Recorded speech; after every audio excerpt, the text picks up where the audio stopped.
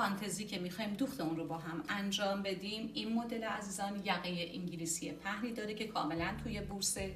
یک شنل روی قسمت آستین، در قسمت جلو و پشت شنلمون در قسمت یقه، در دال یقه متصله که شما میتونید از دال هم کمی به سمت هلال گردن اون رو ببرید.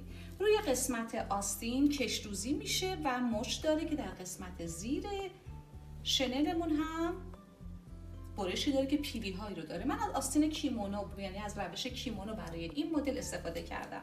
جلوی مانتومونم هم کاملا تیزه و در قسمت پشت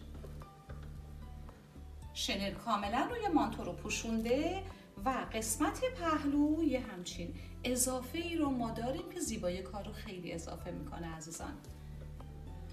شما اگه بخواید در قسمت پهلوها انقدر باز نباشه، میتونید چند بست در قسمت‌های مختلف بزنید که کمی قسمت پهلوها رو پوشش بده. جنس پارچه‌مون هم کمی پارچه سر هست، از کرپ‌های سر استفاده کردم که قلق‌هایی دوختی داره که اونو هنگام دوخت بهتون میگم.